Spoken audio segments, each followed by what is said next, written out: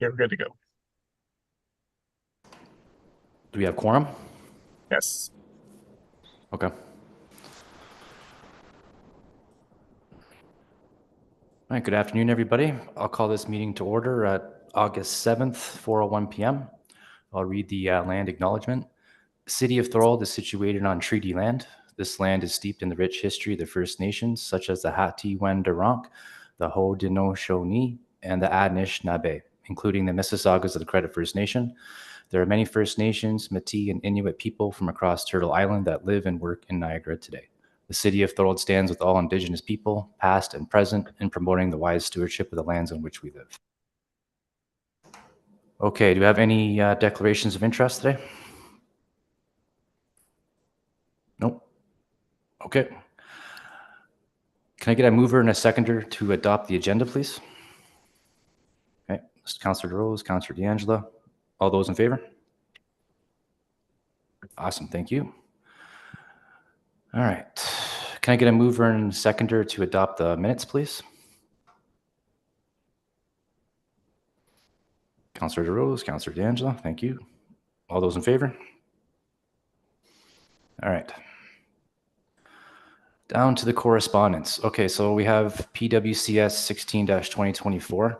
So this was traffic calming on Pine Street, Sullivan Avenue, and Front Street and McNamara Street. At the meeting on May 28th, the council passed report PWCS 16-2024 concerning traffic calming measures at Pine Street, Sullivan Avenue, Front Street, McNamara Street.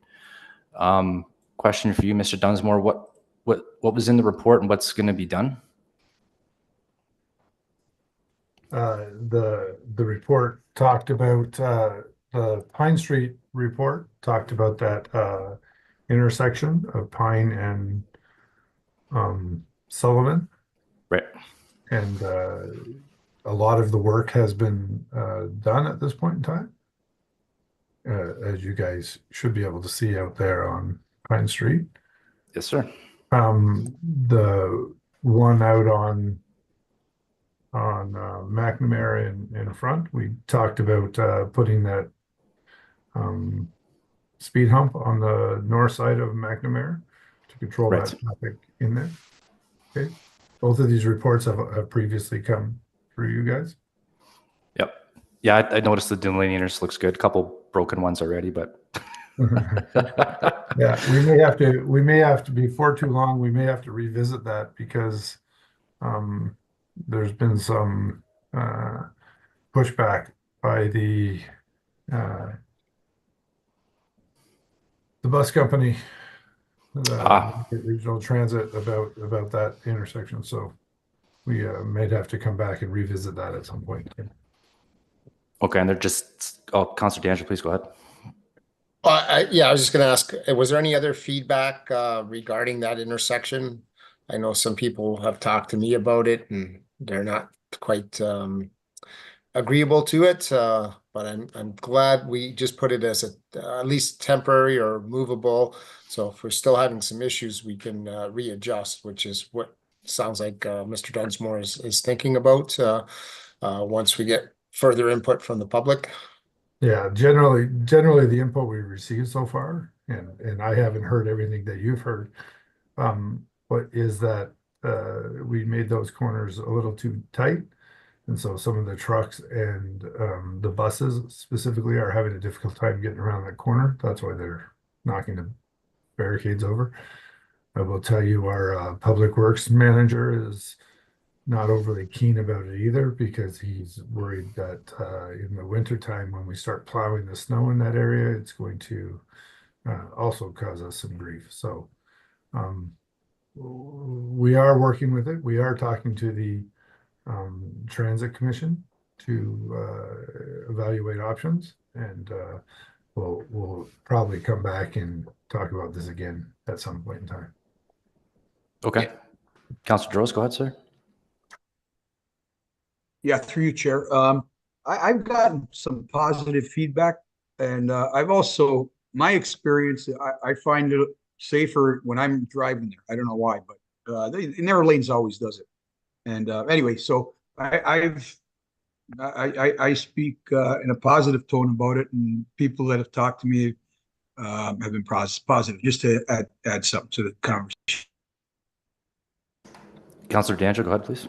Yeah, I was just gonna add that through you, Chair, as you speak to the Niagara Transit, can you also speak to the if you can speak to the school and the school transportation to get their issues also from a busing perspective, just so that we're trying to be a bit proactive as opposed to dealing with it, because September is just around the corner, and once Labor Day hits, school's back in session, so that corner will have extra traffic starting at that point in time. So yeah, if you could do a little bit of extra work on the busing regarding the school, see how that fits in there too. You know, the more input we get, the better decision and better results will be at the end of the day. Yep. Donna, go ahead, please. Thank You're you, muted. Mr. Chairman. I'm wondering if anybody knows roughly when the McDonald's is planning to open, because that also is going to change the traffic patterns on that corner.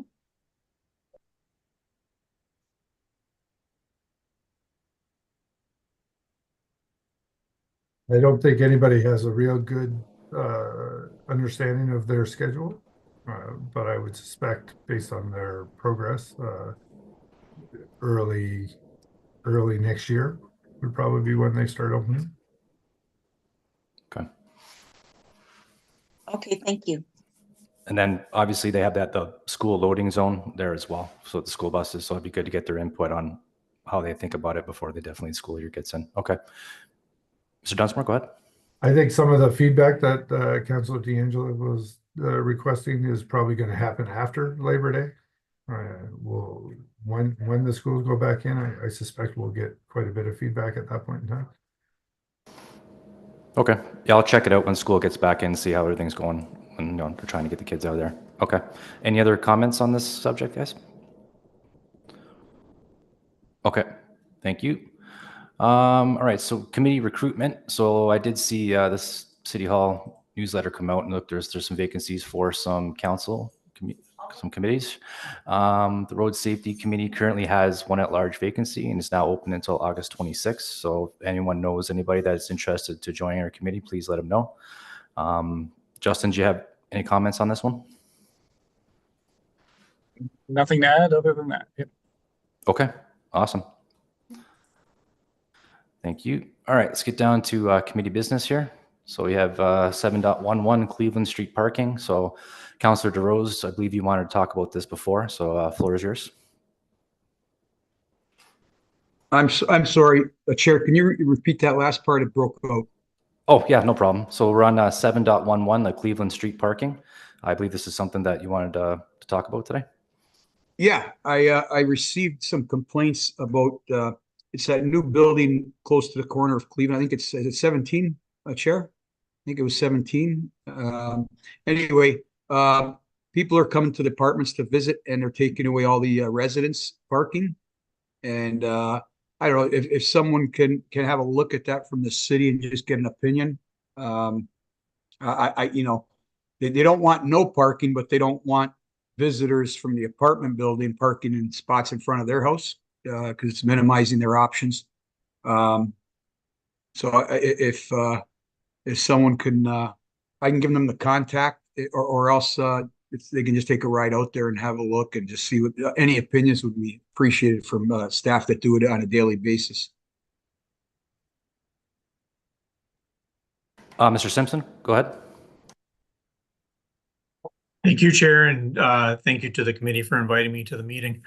With regards to the parking on Cleveland Street, if we're talking about on-street parking, which it sounds like we are, the city wouldn't have the ability to restrict it to only residences unless the city of Thorold wanted to implement an on-street permit system, parking permit system, but otherwise we wouldn't be able to identify as to whether or not it's a resident or a visitor, nor even if we could identify, we wouldn't be able to restrict it based on that. Thanks, Jason. Good to see you. Jason, you think if what would the residents need? Would they need 75% of the signage of that block to do that? To have to say the residents on that side have a permit from the city or buy a permit. I don't know how that would work, but it can be an option. And that might be something they were looking for.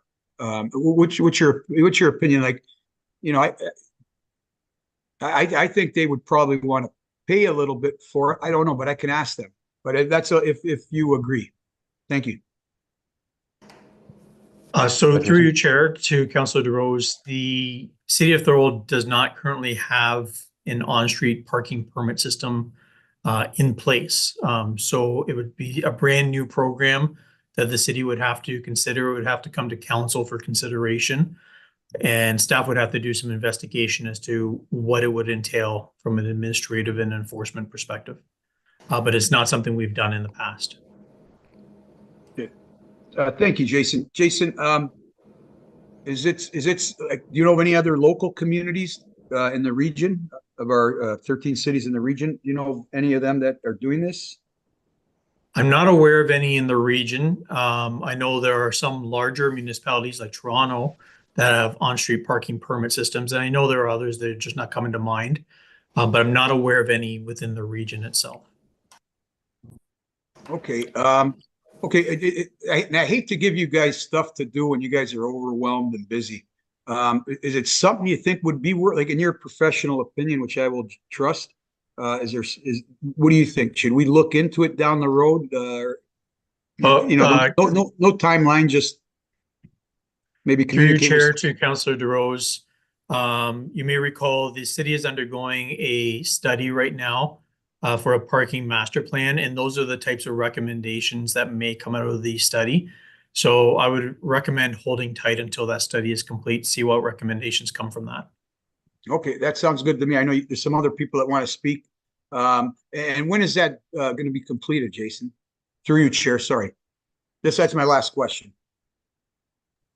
Perhaps if I could refer that question to Mr. Dunsmore. His team is managing the project, so he may have a better understanding of the timeline. Thank you. Through you, Mr. Chair, the timeline will be fourth quarter of 2024. So towards the end of the year, we've been doing some traffic counting and so forth. And I think there needs to be a little bit more traffic counting done once the schools go back in. And then we'll start writing up some conclusions at that point in time. Okay. Donna, go ahead. Thank you. I just wanted to say that I know that, I don't know about the whole city, but I know there are some areas of Niagara Falls, the city of Niagara Falls, that has parking permits. Because my daughter lived in the Lundy's Lane, Drummond Road area, and I needed a permit to park overnight at her house. So there are some programs in place in the region. If we can look at those and see if any of their systems are adaptable. Thanks, Donna. Councillor D'Angelo, go ahead. Yeah, I was just going to add, as it was mentioned, that we're doing a parking study of the city. I think at that time, if there's maybe this is to Mr. Simpson or Jason, that if you could bring some of that information forward as information at the time when that report comes from Public Works regarding parking, what other municipalities in Niagara have on street parking permits and their system that they have. So not necessarily doing a lot of work, but just showing what, just bringing forward what other municipalities in our local region are doing. So that gives council something to look at in a little bit more detail than just coming back with just the parking plan itself. So that might be one of the options, but don't specifically need an option from staff, but just at that point in time, just further information. So we're, it's not being delayed further. It comes in with the report, if that's possible.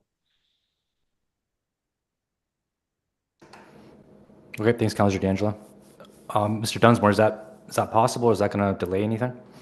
Through you, Mr. Chair, no, that's certainly possible. We can do that investigation as part of our wrapping up of that study. Okay, awesome. Thank you. Any other comments on the Cleveland Street parking or City of Thorold parking? Okay, thanks, everybody. All right, so the Heart Niagara Bike Rodeo. So I don't want to get this into this too much. Justin, have you had chance to investigate what kind of happened there with the funding? I believe Sean has an update for us. Oh, excellent. Mr. Dunsmore, go ahead. Yeah, apparently, the understanding council had, the interpretation of the approval we got from council is that we took the $800 out of the $1,250 that we had, in a budget. What we need to do is add it to it. So, we need to bring a report back. I suspect I'll be the one, writing the report to council to, ask for that extra, $800. Okay. So then that would take care of it then, because I think the outstanding was $1,250, I believe. The outstanding is $2,050, right? Altogether, yes. Yes, that's correct. So. Okay. yeah, I'll make sure that it's all written up and we'll clarify the fact that that was what we meant in the first place. Okay. Thank you very much. And then, yeah, I'll bring it up at another meeting, but I appreciate your efforts and Justin's efforts to get this resolved. Okay, I do thanks. think I will say, I do think it's a good news story, and the fact that we had about 340 students go out and do it, I think it's, worth it, except for, of course, the overrun. Yeah, no, it's starting to get bigger every year. It's really awesome. Yeah. Okay. And on that note, Mhm. because this committee, the Active Transportation Committee A doesn't exist anymore as a committee, and B is part of this. One of the things that we need to do is make sure we get our applications in early for any budget information or community grants that we need, because that's how it's going to happen next year. This is going to come through a community grant. So what we need to do is make sure we get that information in, our request in early, and by early I mean fall of 2024. So if you plan on doing this again, we should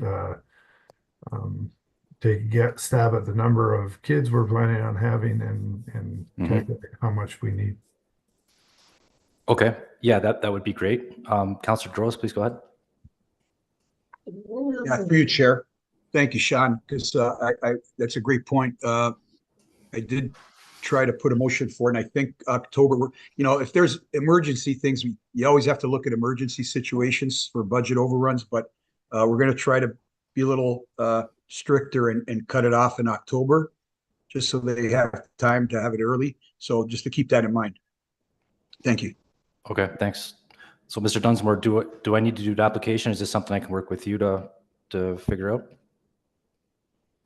Certainly, there's going to have to be a request. I'm not sure there's an application form as much as it'll just be a letter written to city staff requesting the monies, and you need to know what that money is. Right. Okay. Yeah, I can talk with them and find out what kind of budget they're looking at for next year, what kind of turnout we're kind of looking at. Because I know this year they needed a lot of bike parts and safety equipment for the bikes, because a lot of people don't have that. So that kind of raised the budget a bit. So I'm not sure if they need that next year as well. So I'll find out that information and kind of get an estimate. Justin, please go ahead. And just to clarify, to Sean, this would come from Heart Niagara, would be making the request as a community group applying for community grants, correct?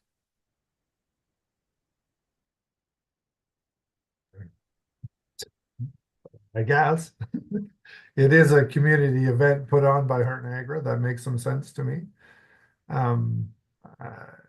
Yeah, because who else is actually making the request? Right? This committee can't make that request, right? Well, that would be my recommendation, that Heart Niagara, puts it through and that they run with it, since we were just sort of assisting with the past. Okay, that makes sense. If we can't do it and they can do it, that's obviously the logical way to go forward. Yeah. Councilor D'Angelo, you had a comment? Yeah, I was just wanted to make sure we got clarity, because if you're sending a letter, so the letter's going to be coming from Heart Niagara, then I just want to make sure that we get this correct. So it's not this committee, it's not our chair doing you. So you're just going to talk to Heart Niagara and have them submit a request for some funding? Yes, that's what I'll be doing. I'm gonna have a conversation, I'll have a meeting with them, kind of explain everything. I'll get some more information from Mr. Dunsmore on, what specifically to put in the letter for the grant, make sure we got, we do it the proper way. And then we'll definitely can talk about this on the next meeting if you want. Okay, well, I just want to move forward with it, so I was just going to authorize that the chair speak with Heart Niagara to put in a funding envelope for next year, just so it's captured, it's supported by this committee that you're doing this, you're just not going out on your own doing it. So I'd like to put that motion on the floor. It gives you authorization to do that, working within that realm, and it'll be Heart Niagara that's going to be submitting it. So that way, when that comes forward, they and we're deciding on community grants, they see it's not just a Heart Niagara grant. It's one that's come through this committee supporting it for an event that this committee wants to have, just not as a separate Heart Niagara event. Okay, thanks, Councilor Danger. Councilor Rose, go ahead. Yeah, I'll second that motion. Okay. So we got a first and a seconder. All those in favor of the motion? Awesome, great. Thanks for permission, guys. Mr. Dunsmore, sorry, you had something? As part of that letter and application, I see that last year we had, or this year we had $600 in private funding for the event. I would suggest that that's probably a decent approach to help council make the decision about and prioritize that a bit over some of the other things that you're going to be competing with. So I would suggest that beating those bushes again might be a worthwhile adventure. Yeah, no, absolutely. I'm hoping to make that number a bit bigger for next year. It'll get out a lot earlier with the fundraising. Okay. Thanks for your feedback, everybody. Any other questions or comments on this matter? Okay. All right, let's get down to traffic calming requests. So Charm Place. Let's see. So we got on the agenda here, there should be an attachment for you guys to view. You guys can look at that. It looks like the city recommended against the traffic calming for this, right? I think this is in Rolling Meadows, right? Charm Place. Okay. Didn't look like there's a lot of people speeding. So Mr. Dunsmore, did you have anything to add besides the report here?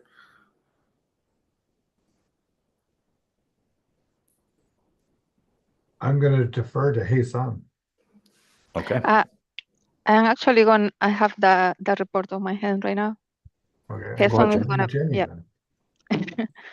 Okay, for that one, yes. At the end of the traffic study, we could see that no measures were warranted for this one. So I don't know if you want me to go through a little bit through the study or. If you want to do the highlights, you can definitely talk about that. Sure. Okay, because it said in the northbound lane that they were doing the study, the average speed was 22 kilometers per hour, and southbound 25, when the posted one is 50 kilometers per hour. So there was no actually any ground to do any measuring there, and people exceeding 50%. The 50 kilometers per hour is a 0%, exceeding 89 kilometers per hour, 0%. So Right. at the end, no warrant any measuring there. So that's for Charm Place. Is that like the lowest speed you guys actually recorded on a street? Because that is low. Yeah. Okay. Open up to the committee for any questions or comments on this matter.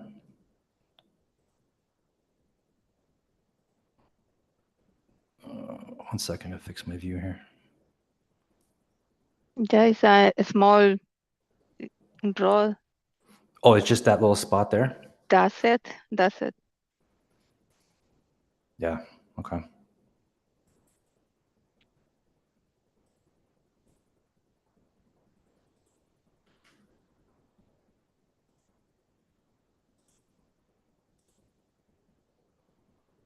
Okay. Well, sorry, I can't see the gallery. One second.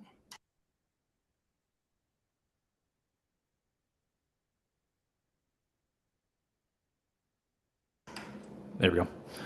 So anybody had any comments or feedback on that? I think that's pretty straightforward there, that we, pass a motion to not approve any road safety measures on the street. Can I get a first and a seconder? Donna? And a seconder, please. Can we second that? Councilor DeRose or Councilor D'Angelo? Can I get a second for the motion, please? Yeah, we're just, oh, Thank you, Mr. Droz. All those in favor? Okay, thanks. All right, let's move down to 7.22 here. So intersection of Springcrest Way / Venture Way and Uppers Lane. That's mine too. Oh, go for it, Jenny. It's something similar, but in this one, northbound lane is 44 kilometers per hour, posted 50.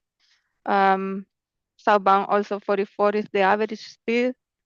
Nobody going, no, let me see, this one said the excess, people driving in excess of the posted speed was northbound lane 17.29% and southbound lane 15.84%. But still is not, the study is not warranting any measure in this one as well, so. Okay. Okay, it's by the Barker Parkway, got it. Okay, I'll open it up to the committee for any questions or comments on this one.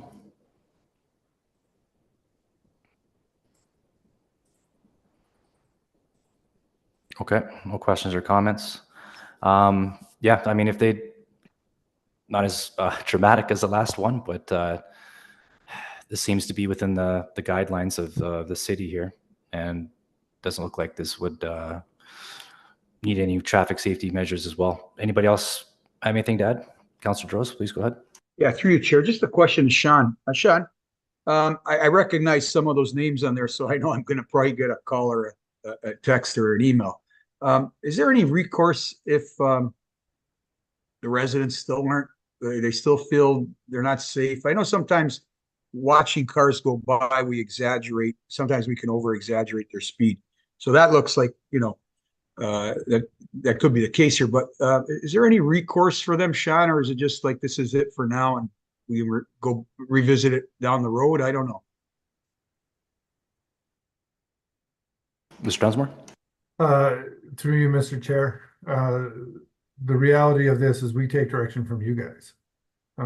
So if you are in agreement with our work, you support the fact that we're going to put an end to that traffic calming. If you guys don't want to, you need to let us know, right? And as you said, what we're going to do after we get this approval or not from you guys is communicate with these homeowners, these petition signers, and we will tell them that we're not doing it. When that happens, you're likely going to hear from them again.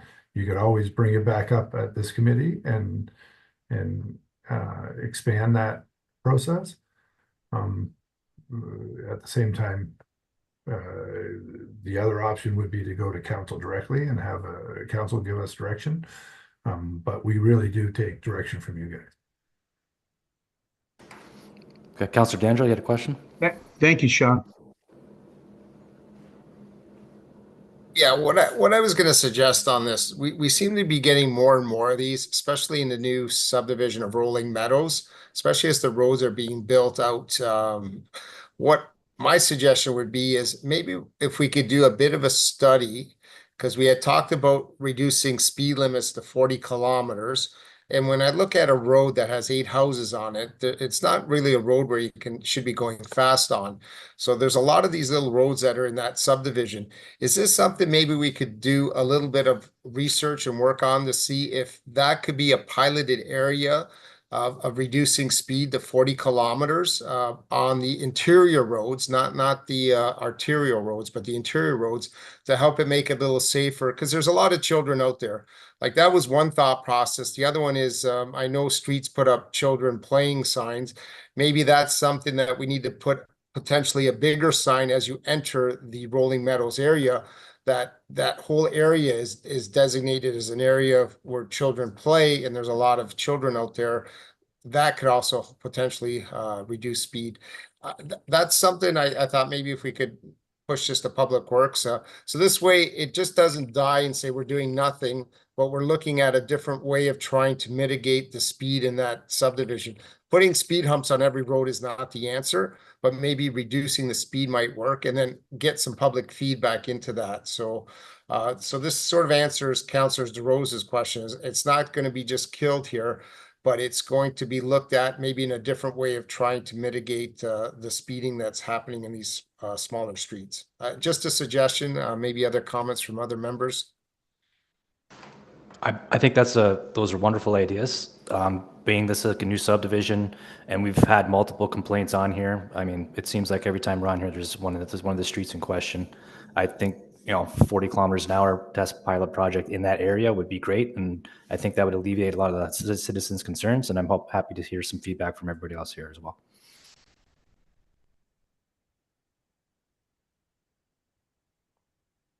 Councillor DeRose or Donna, what do you guys think?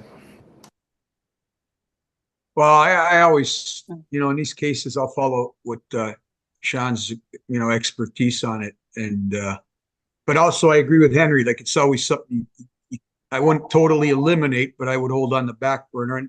And once again, what I'm going to, if I don't get feedback from residents, then, then that says it all. But if I start getting feedback, I will share it with staff and the committee.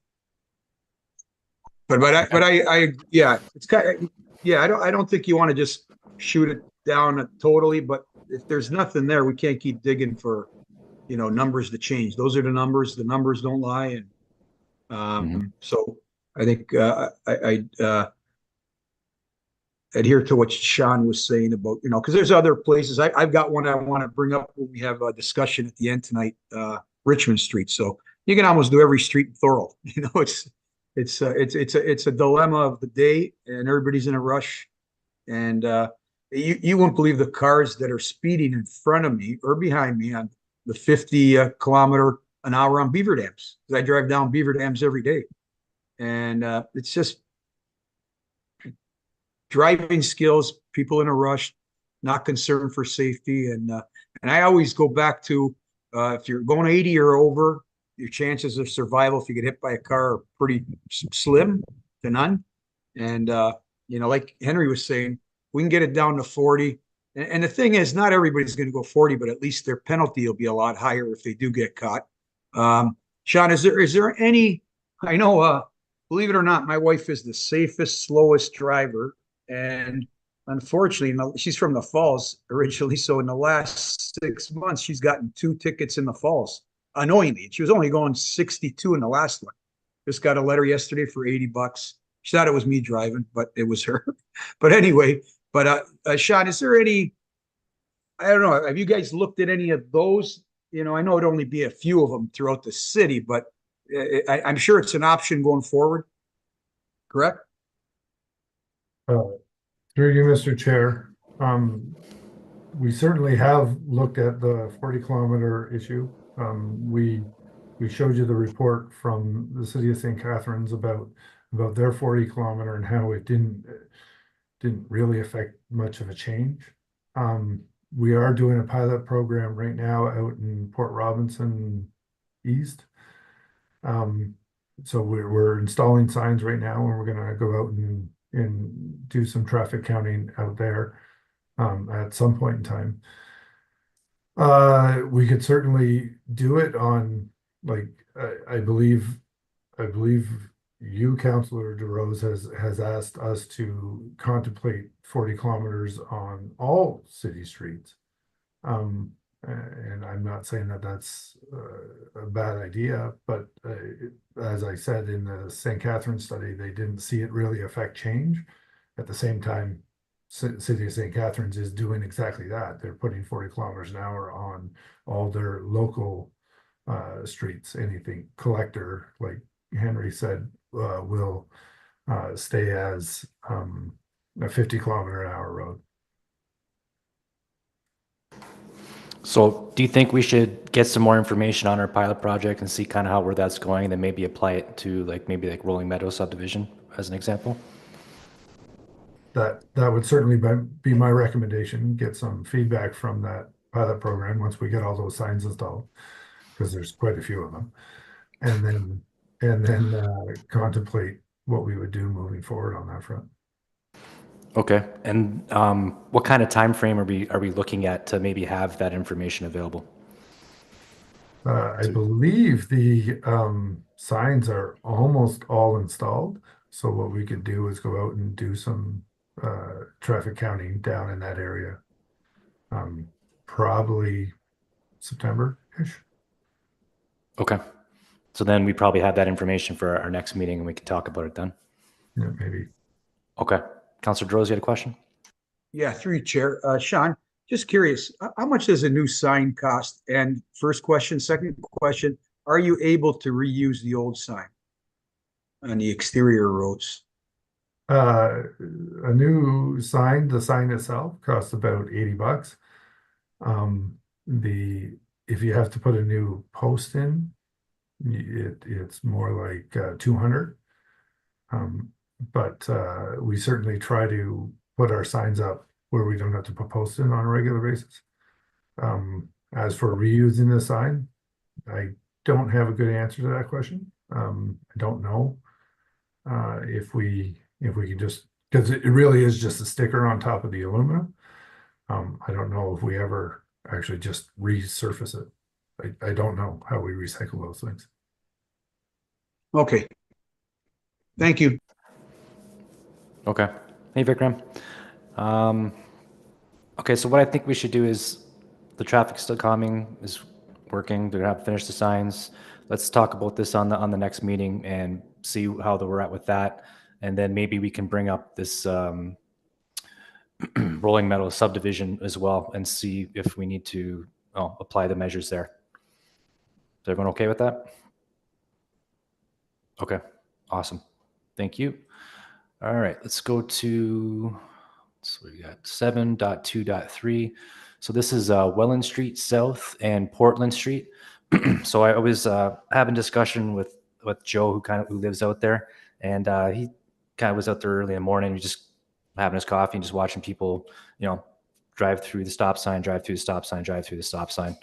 So I talked to him and said we'll bring it up in the road safety committee and see if we can, get a traffic report. Let's see. It looks like we have an attachment here. Is that Jenny or is that Husan? Yes, sir. Oh, go ahead, Jenny. Or Mm. Husan. So it looks like you guys did this on the July 24th, right? Yes. So post speed limit is 50 kilometer per hour, but 85% tires speed came back at 48 and 47. So we do not recommend the traffic calming, more traffic. Okay, so 47.25 average. Okay, got it. All right, so yeah, I guess that makes sense. And did you guys notice anyone rolling through stop signs, or did you guys just focusing on the average speed, like the speed? We are focusing on the average speed. Okay, thank you. Councilor D'Angelo, you had a comment? That's the point I wanted to bring up. When I was reading the report, it didn't say anything there about people going through stop signs, but that seems to be the issue that the gentleman must have spoke to you about, was going through stop signs. So that to me is different than speeding. Looks like everyone's doing the proper speed on that street, but that doesn't mean they're stopping for the stop sign. So that's where there's a bit of concern, I guess. Is that something we can evaluate? Someone not stopping and going through the stop sign? Through you, Mr. Chair. Mr. Dunsmore or Yeah, Jason? through you, Mr. Chair, we certainly can do that, but it's a little bit more intensive study. We would have to have people sitting there. The other option is to have the police sit there and see how many tickets we get.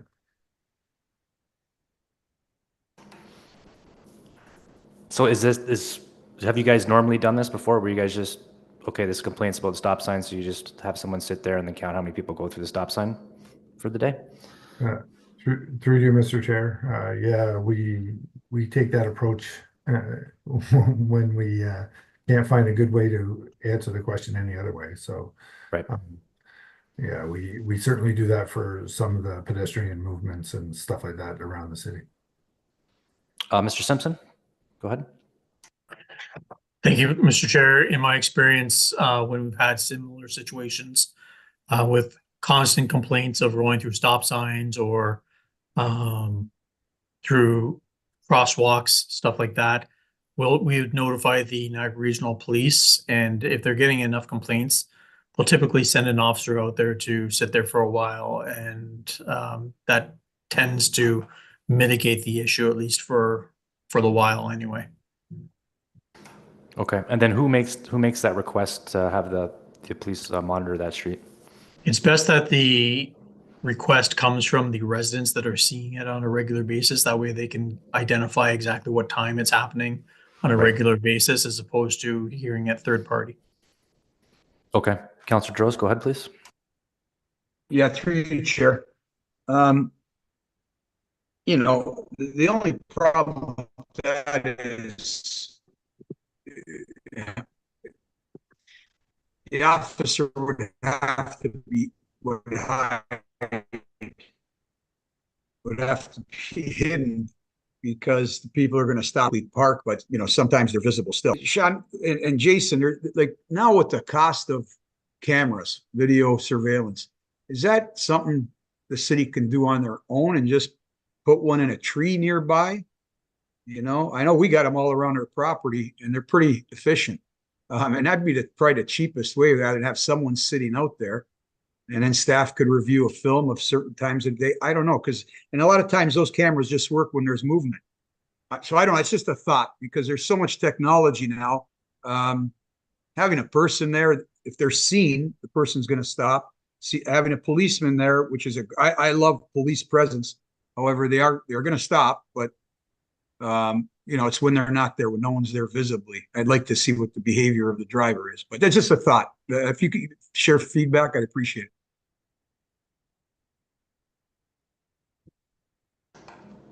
Go ahead, Mr. Dunsmore.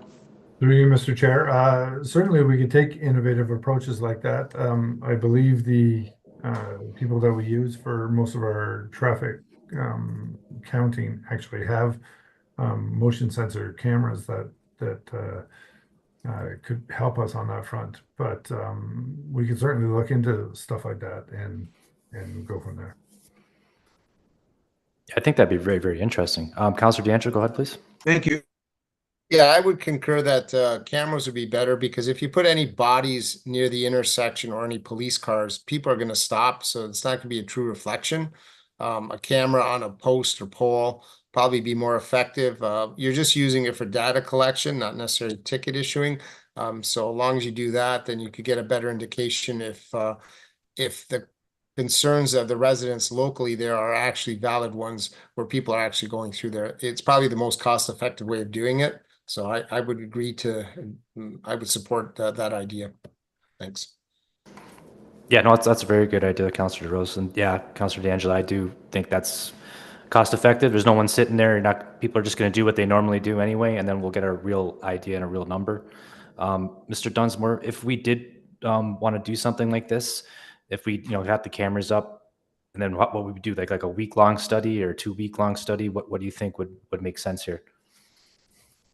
There's a lot of data that's associated with that, and so week-long is probably too much data, but we certainly could do samples to allow us to review that. What I think we should do here as part of this committee is put a motion that we that staff go back and review this and try to collect data about the stopping at the stop sign. Okay. Down, Councilor Danger, go ahead, please. Well, I'll make that motion to put it on the floor, that we send it back to staff for further investigation. Okay. I can get a first and a seconder. Okay.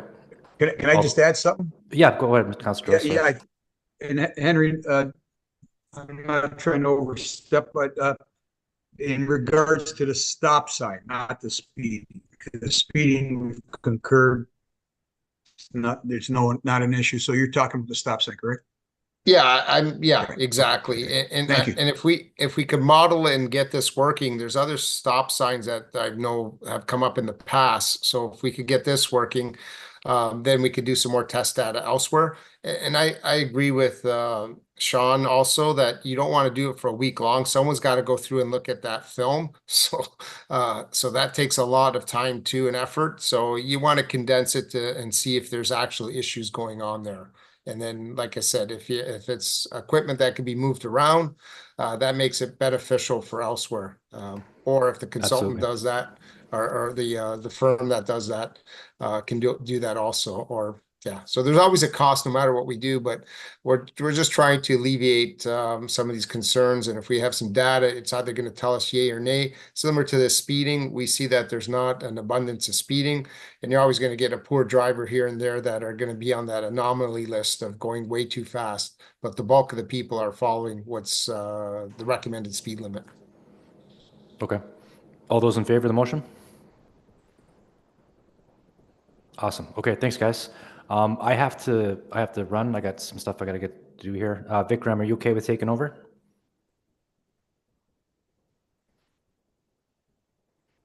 Yeah, sure. Okay, and then we're just at 7.2.4 here. Thanks, guys. We'll talk soon. See ya. Thank you, Thank Michael. you. See you. Hello, everyone. Sorry, I came in late. I am traveling today, so I'm in Abu Dhabi, so I had some connection issues. So here Hey, I no am. problem. We're glad you're here now. Thank you. So we are at 7.2.4, Tupper Drive.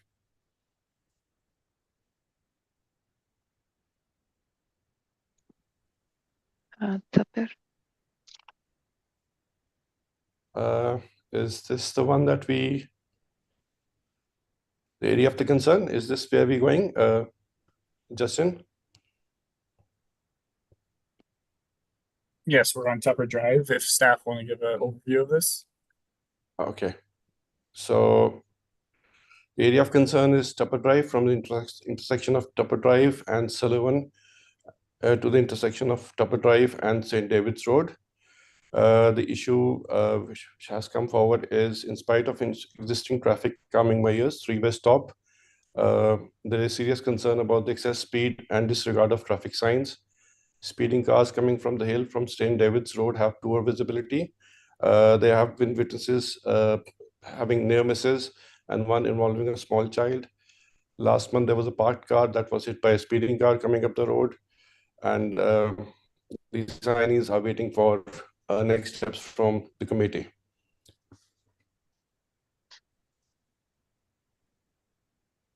So this is the area that is in question.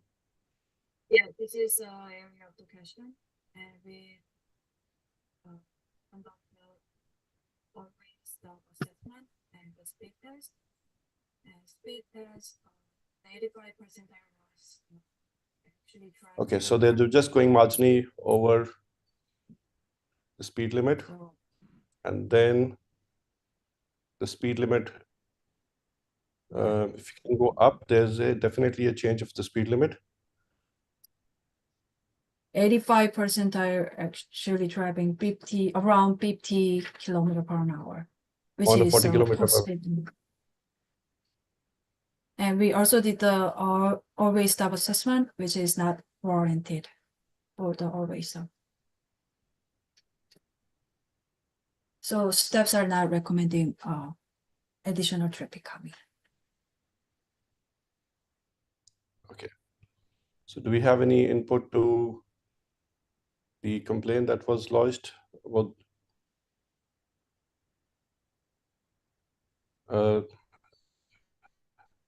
yes, Councillor Rose. Thank you. Through you, Chair. I just gonna hear what Councillor Dan said earlier. I think their concerns are more the not stopping, speeding there. I go down that road too. They're speeding, and I saw that 18% were 70 to 79. But I think that again, referring also in the bigger picture is this the non stopping at stop signs. Right? So can anybody hear?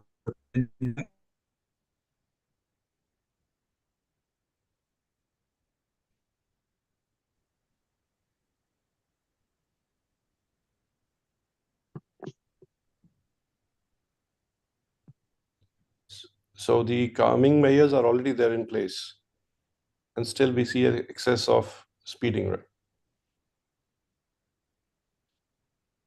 That's the whole issue on this intersection. Is that correct?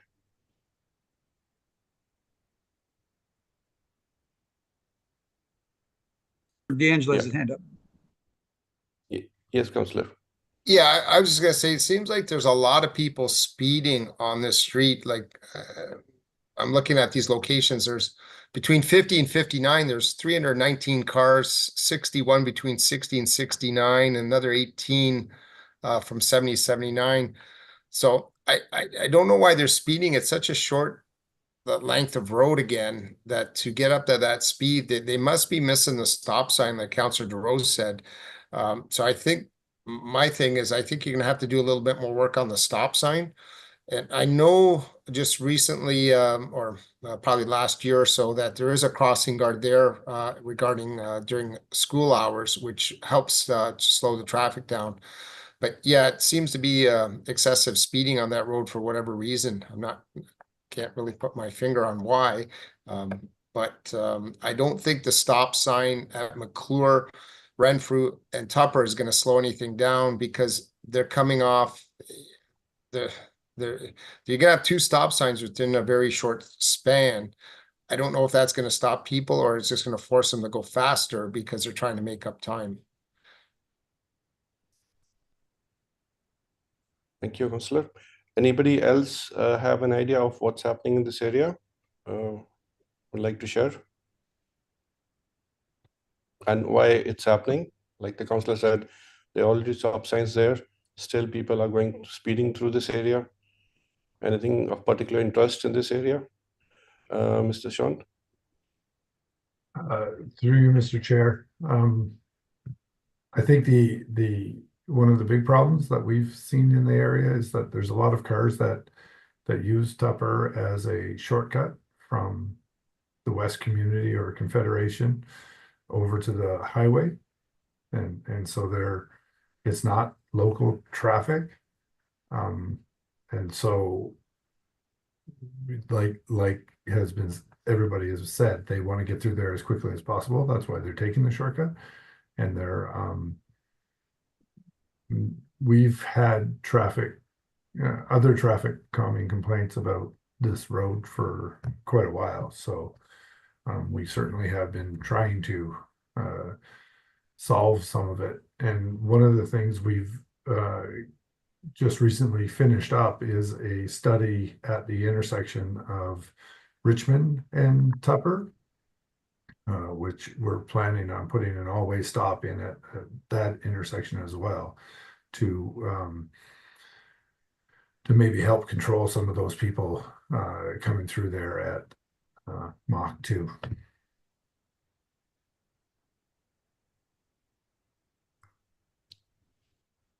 Okay. I can hear you, Councillor. Perfect. Any further questions on this issue?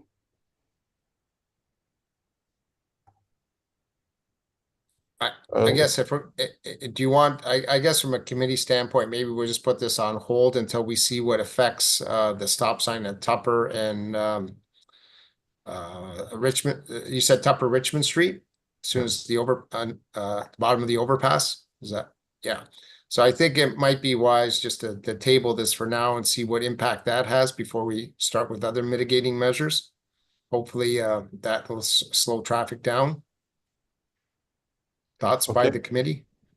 Yeah, everybody in favor of this? Second? Okay. Thank you. So we'll go on to the next, which are reports. 7.3, 7.3.1, proposed parking restriction on Sullivan Avenue.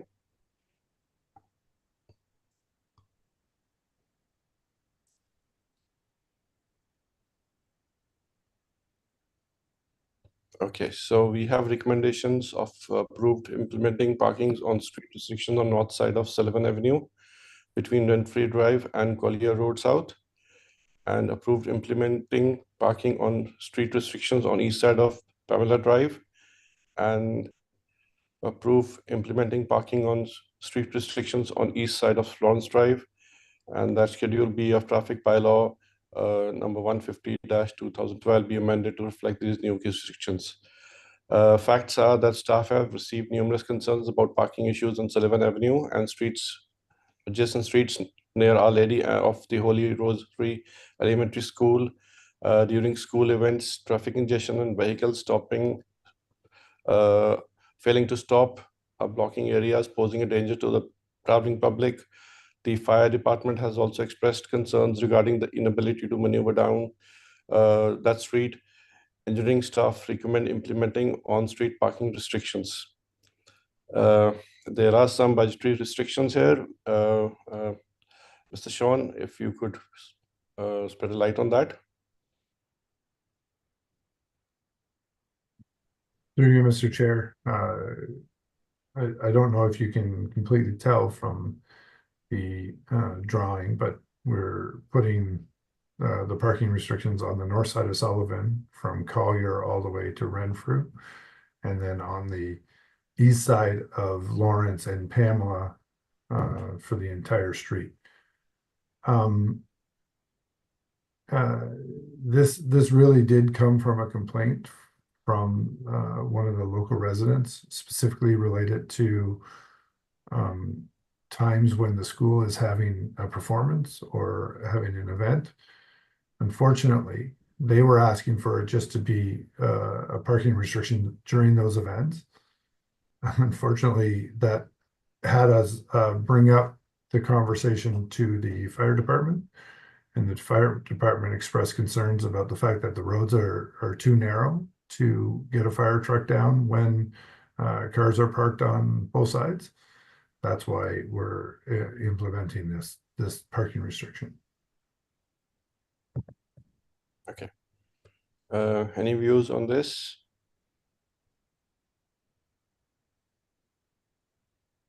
Yes, Councillor. Yeah, just in terms of the implementation of putting these parking signs up, will they be there before Labor Day weekend? So that when the school opens, everyone's aware of it? Through you, Mr. Chair, no. They won't make it to council in time for that. It'll be the first meeting in September that we'll put it in. And then it should make it before the school has their Christmas pageants and all that stuff. Yeah, I just that concerns me because now you're changing patterns throughout a school term. That's going to confuse people and we get them very upset, angry, mad, and doesn't really solve the problem. Is there any way that this particular report could be expedited to council at the August 13th meeting? Just maybe Councillor DeRose, if you could make a couple comments. I'd like to see it in before school opens. It just helps set the tone of what's going to be happening there, and it makes it easier. But looking for other comments. Yes, Councillor Rose. Yeah, yeah, good, great point, Councillor D'Angela. I see Councillor D'Angela makes a good point, a valid point, because yeah, if it's not there at the start, it could lead to some confusion and maybe defiance on behalf of residents. I know it's I teach there, so I see it every day. It's kind of crazy. Yeah, when there's or pickup time at the end of the day, especially if the weather's bad. Yeah, it is a safety concern. I concur with Fire Chief. Yeah. Parking on one side makes sense. And I guess yeah, Sean's still here. Yeah. So, a difference or can we have, can we shove it in next Tuesday without do you need is it because you're working on a report for it or? Through you, Mr. Chair, well, you see the report.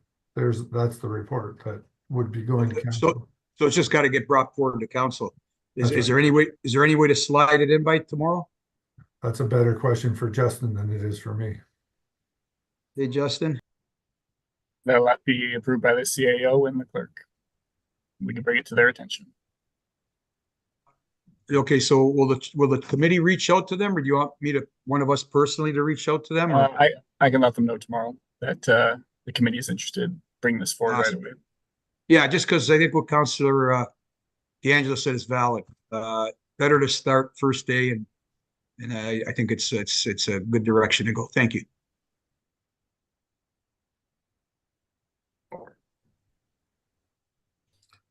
Okay. So we can go on to the next report. I was just going to make a comment that I think staff did a great job on this because I think they're really addressing a very serious issue in that area, and it has been brought up by numerous residents that live on that street. And I think their plan is really good there, so I'm very supportive of it. And if we can get that onto the council agenda for Tuesday, I think this would be a really good report to pass forward or move it forward to council and then have it decided then. Thank you. Yes, Justin. I'm not sure if you want to ask for a motion to endorse the recommendations of this report as well. Okay, so I can make a motion to that effect that we endorse the recommendations and ask that they be brought forward to the August 13th council meeting. okay, I need a seconder for that. Okay, develop.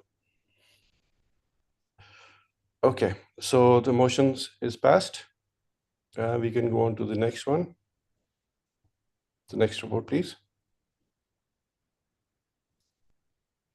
The next report is recommendations seeking council's direction on installation of always stop on St. David's Road and Ormond Street North. The facts were the purpose of this report is to seek council's direction against regarding the installation of an all non-way stop and extension of the sidewalk at St. David's and Ormond Street North. An always stop at this intersection did not meet the warrants in the last assessment conducted in August 23. On May 24, the Road Safety Advisory Committee discussed traffic and accessibility issues at the intersection of St. David's Road and Ormond Street North. And what has been the analysis? Okay. And as per the technical report, an always stop condition would not be recommended for this location under local road warrants. Can we have more insights into this, Mr. Dunsmore? Through you, Mr. Chair, I believe it was brought up by a member of this committee, and part of the conversation on that was the sightline around the vehicles parked in front of the garage on Ormond Street. Yes. And they wanted to push the stop there so that people could see that it was needed, that you'd be able to see around that corner and reduce the number of accidents around that corner. At this point in time, our recommendation is we're looking for some direction from you guys, as we don't believe it's warranted according to the numbers, but certainly we could install it. Yes, Donna? I'd like to point out that the report was created in August of 2023. So this intersection, the big building on the corner there, that's the high school. If you're going to do an assessment that close to a school, it should be during school hours, or at least during the school year. There are more than one issue here as well. It's the speeding. I saw that there wasn't a lot of speeding noted here, but I can attest that having lived there, that there are a lot of cars speeding by. So I'm not sure if the pattern has changed. I know the stop sign does work. I mean, they slow down when they don't stop, at least, but that's a steep downhill right there from the stop sign at the Town Line Road. And cars are picking up speed already by the time they get to this intersection. Same coming from the other direction, from the Tim Hortons direction. That's a long, long slope, and they're picking up speed by the time they get to the bottom here, which is right at St. David's Road. There's also the issue, it did mention that the accessibility issues are evident there. The bus stop is right where that little red flag is. There is a stop sign. The lower left stop sign, there's a bus stop right there. And there's a lot of the high school students catch the bus there, as well as people from this whole area go to catch that bus right there. So there, if we don't, I understand that, I can't remember who said that, but that a four-way stop is not necessarily effective in slowing people down. Okay, but then we need to think of something else. I would like to see at least a crosswalk or something here so that drivers recognize that there are a lot of pedestrians that use that corner, and especially during school hours, the high school hours, and some improvement on the accessibility on that corner. Yes, Councillor D'Angelo. I agree with Donna on a couple issues. One is the assessment was done on an August, so I'm not sure if that's exactly when they did the speeding or traffic flow. But I think the number one first step is the accessibility, is aligning the sidewalks so they all meet. You can see that one of them does not meet on the east side where the corner of the school is. There's no sidewalk there that goes across the street to St. David's. So I definitely want to see the sidewalk intersections aligned so that there's a receiver and a sender at both sides. And then that'll be step number one. And step number two is maybe do, because it doesn't meet the warrants right now, maybe do a reassessment of the warrants during the school season to see if that is necessary to put in the stop sign, or if there's some other mitigating measures that might need to be taken place regarding speeding. But I think the first thing is the align for accessibility issues and make it safer, align the sidewalks. And then the secondary one is to look at doing a bit of an evaluation again during the school season. That's my thought process right now, before just jumping in and putting in an all-way stop. Yes, Mr. Dunsmore. I understand what Councillor D'Angelo is saying, and I understand that this intersection has some unique sidewalk arrangements. The unfortunate thing about putting a sender and receiver across Ormond Street is because it's an uncontrolled intersection right now. We would tend not to do that, only because it's a little bit on the risky side to have a sender and receiver out into live traffic. That's actually part of the reason for the stop signs, would be to allow us that exact thing, to put the crosswalks in and allow the sender and receiver to cross the road on the south side there. Yes, Donna. I know that I don't know how long ago, but there were crosswalks painted on the roads, the road across St. David's on both sides. of Ormond Street, but it was so long ago that they have been practically erased. You're right about the sidewalks. That is an issue because there is no sidewalk on the south side of St. David's Street. Whatever direction, sorry, east of Ormond, and west, there's one on the south side, but not the north side, just by the garage there, but it does pick up afterwards. So I know these issues make it more difficult, but those are also the issues that make pedestrian traffic difficult. So just we need to do something to make that safer for pedestrians and easier to get around on that in that area. And particularly for the high school students at the bus stop, I'm very concerned about that. Mr. Dunsmore, any more? The only recommendation I have is if we're gonna put the crosswalk across Ormond Street or even the senders and receivers, that we should probably put the stop signs up. Yes, Donna? I would be in favor of all of those things. So do we go ahead, Mr. Dunsmore, with another study during the school season, and come up with something for the next time? We certainly could take that approach. The other approach might be just for you to tell me to put the stop signs in right now. Everybody on the team? Yes, Donna? I would like to move that we, however, whatever is the proper wording to take it to council or whatever, that we go ahead and put stop signs in and the crosswalks. So do we have any seconder for this? Donna's suggestion? Yes, Councillor Rose, DeRose?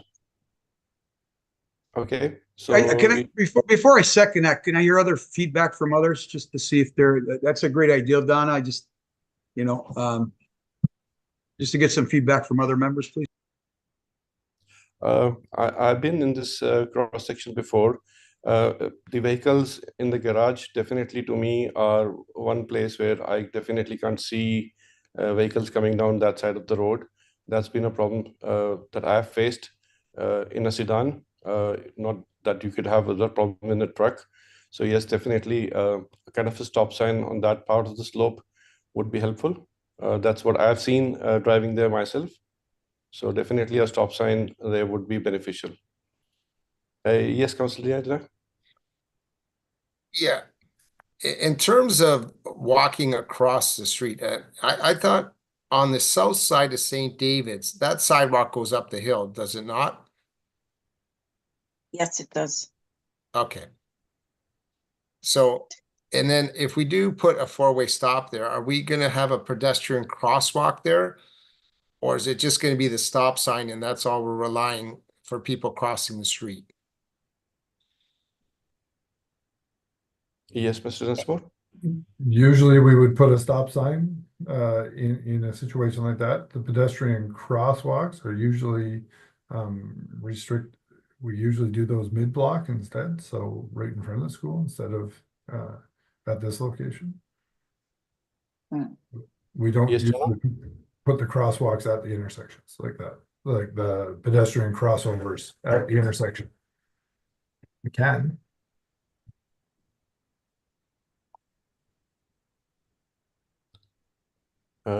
Yes, Donna, please, go ahead. Perhaps I'm not using the right name for it, but what I'm not talking about a light, flashing light or anything like that. I mean, just a zebra stripe crosswalk at that intersection. As I said, there's no sidewalk on Ormond Street as well on, I'm sorry, I'm not good with directions. What's that, north? So that'd be east. On the east side of Ormond Street. There is on the one side, but not on the other. The same on St. David's Street East, heading towards the canal. There's a sidewalk on one side, but not on the other. So I don't know what would be the best way to deploy crosswalks in that case, but we definitely need one across Ormond Street on the side, on the south side of that intersection. People crossing from that corner up toward that garage, there's no sidewalk there going in any direction. On the other side, there's a sidewalk once you cross St. David's Street. So there are a number of issues there, but I think somebody just needs to go out and look at it, and it would be easier to see what the best way to utilize the strategies we have at hand.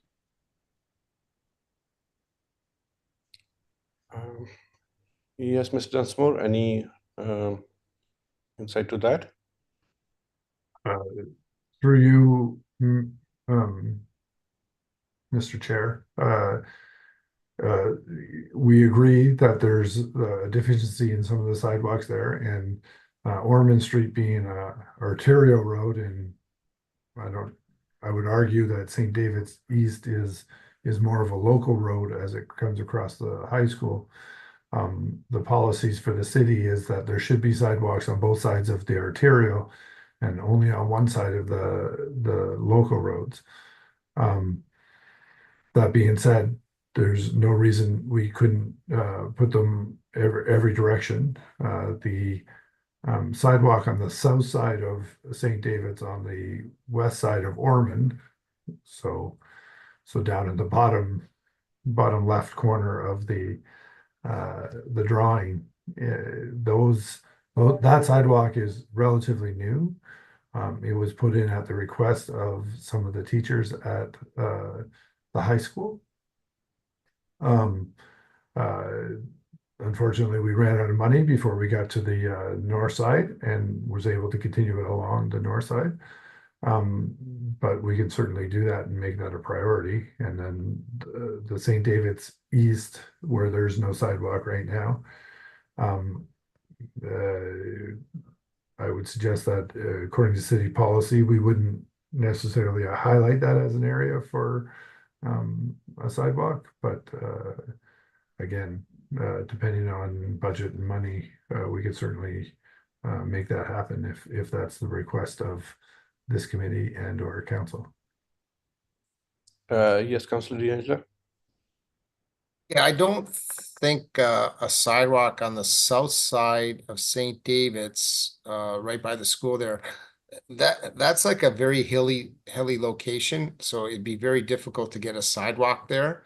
I'm more concerned that we have the intersection flowing correctly so that there's flow in St. David's Street East, where the wording is, it's only on the north side, which will capture people there. I just think you have to build a retaining wall, a sidewalk, and then it becomes an issue of who's going to clean it and a bunch of other things that go along with that. So I don't know if that's going to add to the safety or actually make things worse. I'm more concerned, like where that garage is, it looks like the sidewalk sort of ends there, but that might have to be continued going up the hill. So I think this intersection needs a bit of work before it's finalized. So I think it could go to council, but I still think it needs some additional thought process. Thanks. Yes, Donna. I just wanted to mention that those same issues with the hill and you'd need a retaining wall, etc., are probably the same on the other side of Ormond Street on the what is that? The west side of Ormond Street. There's a steep embankment there below there's a slanted driveway up to the back of the businesses that are there, but I don't think there's really anywhere to put a sidewalk on that side without a lot of work. So there aren't a lot of pedestrians that want to go up that side anyway. They usually come over to the other side. I happen to know all these things because we live right there, just out of the frame of the picture. So I see all that's happening. I can see this intersection from my kitchen window, and I see the high school kids trying to cross the street, and that new sidewalk was wonderful, and that it's really helping a lot. The kids from the high school going up for their pizza and Tim's use that sidewalk, but unfortunately, as I think it was Councillor D'Angelo mentioned, they cross in the middle of the road, not at the corner for when they're heading that way. So when they're going for the bus, they go to the corner. Yes, Councillor DeRose. Yeah, I agree with Donna. That the North Walk on St. David's Road across the street, staying on Ormond on the west side is rarely used. I'm through that area a lot, and I agree with Donna on that. Thank you. Okay.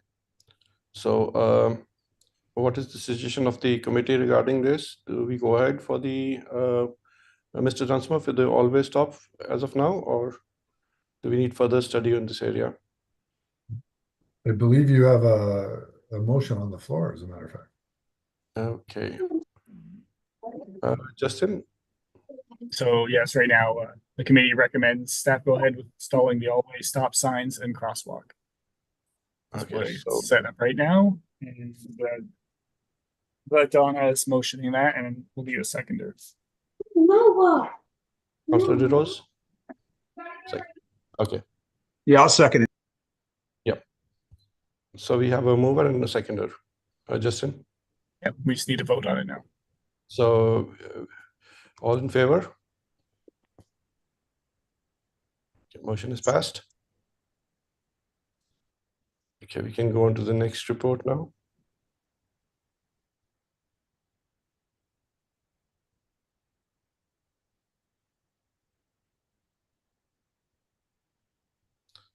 Okay, this is regarding the installation of speed bumps in Rolling Meadows areas. Which areas are we? Can you highlight the areas that we're talking about? Yep.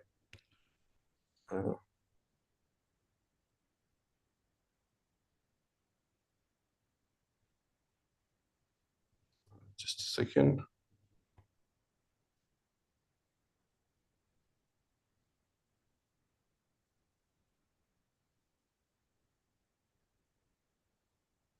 So that's Miracle Way and Sunset Way? No.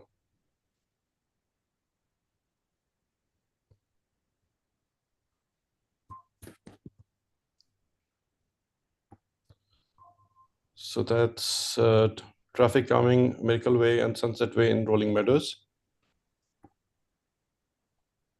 Can we have the report, please?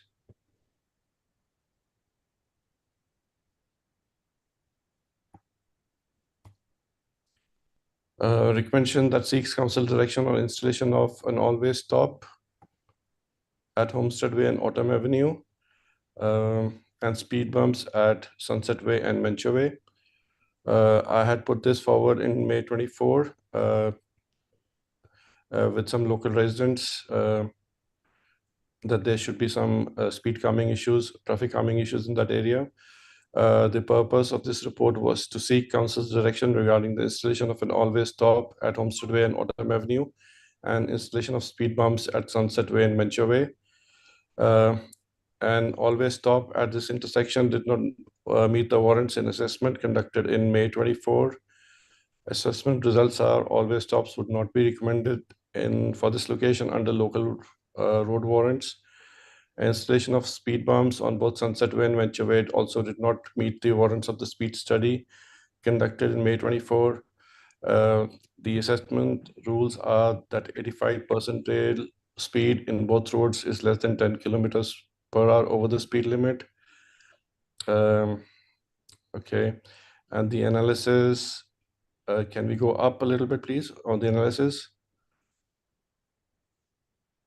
So, Mr. Dunsmore, the assessment says that there. Okay, these traffic speed on Sunset Way and Venture Way and traffic flow and accessibility issues have been a concern for the residents, despite the always stop and speed bump not meeting the warrants in May 24 assessment.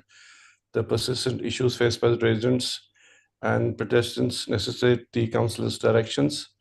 This has been an issue. I just had a call today, in fact, from the residents of the area, Homesteads and Autumn and Miracle Way and Sunset Way, asking for what's the update on this area, because we have seen some errand drivers coming from on Barker's Parkway into Sunset Way, and then from Sunset Way through Homestead Way up all the way up the slope. The area of concern is the slope from Sunset Way to Homestead Way. The vehicles normally speed up in that stretch of, let's say, 100 meters, just to counteract the slope. That is where most of the kids play on this intersection. So the residents are concerned about some kind of parking signs, or always stop here, or speed humps here, that would slow down those vehicles.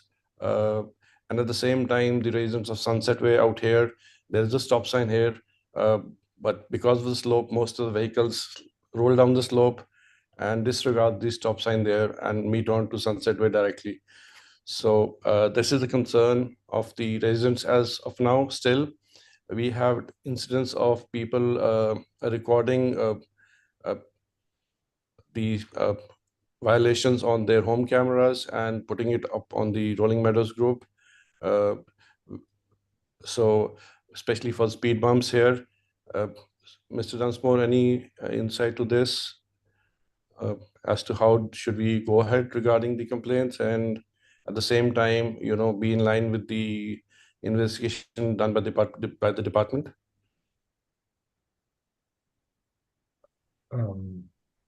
Similar to some of the other conversations that we've had tonight, is that the traffic calming wasn't warranted. So I think you're either gonna listen to the science, the traffic counting, or you're going to instruct us to install the traffic calming. In a way, it's going to be the difference between the opinion and the facts that we collected. Very similar to other studies today that we're looking for your direction. Yes, one of the issues that I have seen in South Thorold is the amount of growing traffic. Yes, the opinion of the team is good, but then we do see people speeding up in those areas. Not necessarily every time, but we do see speeds going up in the evenings. This being the holiday season these days, we see a lot of traffic going through that area now. And this is a peak time when kids would be playing on the roads. So if we could kind of come to a consensus in this, or take opinion from the councillors on this as to how to proceed, because this is a relatively new area. Or do we have, and also because of the park, the road itself is blocked by cars. So this is a lot of issues going on in this area. Yes, Councillor D'Angelo.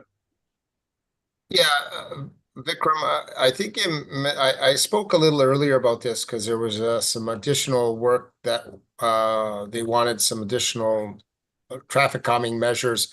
And I suggested that we potentially look at reducing the speed in the area to 40 kilometers, but do more of a comprehensive plan, because as there's houses, as this all gets built out, yeah, there'll be concerns that need to be addressed. And I think if we start putting signs where maybe there isn't the demand there for it yet, even though you have some bad drivers, we might end up putting stop signs all over the place that may not solve the problem, or speed humps that may not solve the problem. So I think looking at the whole plan and a comprehensive approach might make more sense. I suggested that earlier, especially looking at a pilot project of making this maybe a 40 kilometer zone. So that'll help slow cars down at least. There's no perfect answer, unfortunately, but that's what I was sort of trying to bring forward. And I know Sean was going to look at our pilot project right now on Port Robinson East to see how the 40 kilometers is helping that situation. But again, I'm looking for other comments from other individuals, but like I said, I don't know if we want to start putting signs where the warrant isn't there, because then unfortunately, we're gonna be putting a lot more out. Just my thoughts. Understandable. Yes, Councillor DeRose? Yeah, through you, Chair. I would have to concur with Councillor D'Angelo and Sean Dunsmore. As Sean said, the numbers, they don't lie. He does this every day. So, Sean, is there a possibility that, like Councillor D'Angelo saying, wait till the rest of the subdivision is completed and have a revisit it? Because I do feel bad for residents that some have reached out to me too. And so Councillor D'Angelo's got a good point. Get it down to 40, and then if we do have a speed of traffic enforcement, their fine will be much greater. But I'd say we follow staff's recommendation only because they're the experts. And guys, just to let you know, I coach the Thorold under-8 travel team, which my son's on, and I gotta get to Thorold for 6. I'm over towards Fawn Hill, and we gotta practice. So if we vote on this, if not, after this, I've got to go, and I apologize. I did want to make one note that I did get calls for juniors dying to get to soccer practice. Can you believe it? And I did get some calls about if we do have a talk at the end discussion, if you guys can discuss Richmond Street. I've been getting some calls about Richmond Street, having to look at a traffic calming report or something of that nature. But I have to get going after this, so just to let you know. But I will concur with Sean on this. So I recommend, as Councilor D'Angelo said, that we revisit this area when we have some results from our pilot project down in Port Robinson, and then potentially make all this 40 km/h and recount it at that point in time. Right. The only concern that I can speak on behalf of the residents would be the monitoring of the speed limit, which is quite an issue. Like I said, going up a steep hill or coming down the hill is one area. And we discussed this last time also, I believe. A lot of speed bikes and dirt bikes are going around this area, and they don't stick to speed limits. And like we discussed, there's nothing much in Thorold that we can do about the speed bikes as of now. So yes, would 40 kilometers speed limit work in this area? We'll have to see. We can go revisit this area with that speed limit, like Councillor said, D'Angelo said, and come back to this committee after let's say a couple of months, and then take it up from there. Yes, Donna? When is the Port Robinson pilot project going to be assessed? When will that be ready? Probably early in the fall of this year. So by next meeting? Maybe. We will certainly try. Okay. So do we pass a motion to hold the mayor's till the Port Robinson study comes through? Any movers? Yeah, I'll make a motion that we defer this item until further information comes forward, traffic study, and then also maybe a little bit more studying of the area as more houses are being built. I'll second it. Yes, the motion is passed. Guys, I got to run. Everybody have a wonderful day. Bless you all. Before you go, we just have to vote on that, and then we will lose quorum and the meeting will end. Okay. All in favor? Carmen, can you just stay for, can we move just to roundtable? I have a few items I got to put on the agenda just so staff can look at. It'll be very quick. I don't have to discuss them. Okay. One, if Mr. Chair, if we could move to the roundtable discussion, so I could just put and defer 7.3.4 to the next meeting. Okay. Okay. Roundtable. We'll refer that to the next meeting. But in the roundtable discussion, I just wanted to add that these were items that were brought forward to me for safety issues. The intersection of Albert and West, there was a resident asking if we could paint white lines there. The four-way stop, there's cars going through there, and sometimes when you paint those white markers, it stops that. So I just want to put on the list, the staff could look at it and come back if they need to. Also, Beaver Dams, Collier Road where it meets Beaver Dams, there's some sightline issues there with the bulrushes, if that can be looked at. Also, DQ in Merrittville, there's a big sign there for home development.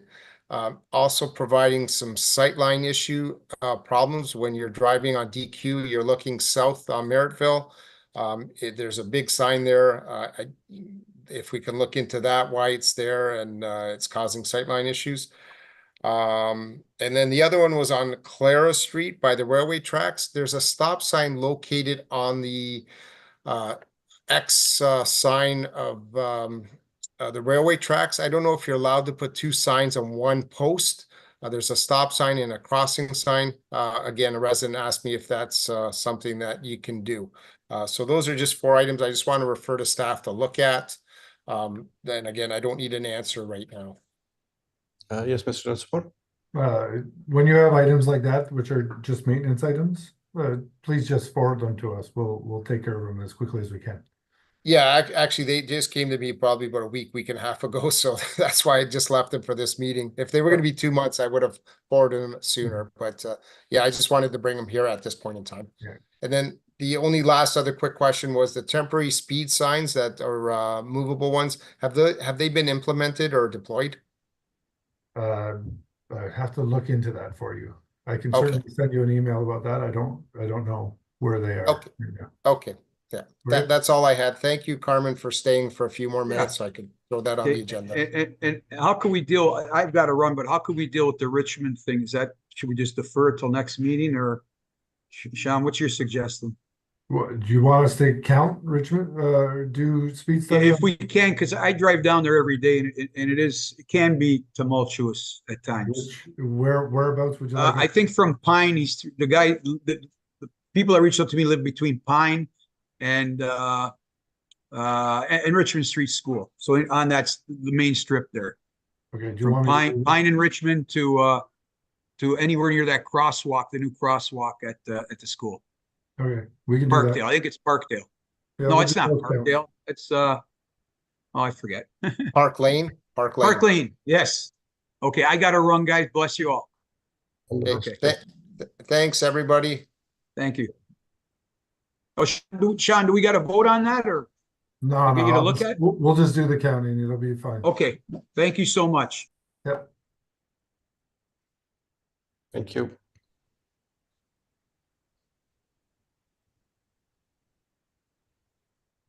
So we're good then? Yep, I think, Justin, are we okay? Or Yeah, so the meeting is ending at 5:39, I thought, and the next meeting is November 6th. November 6th.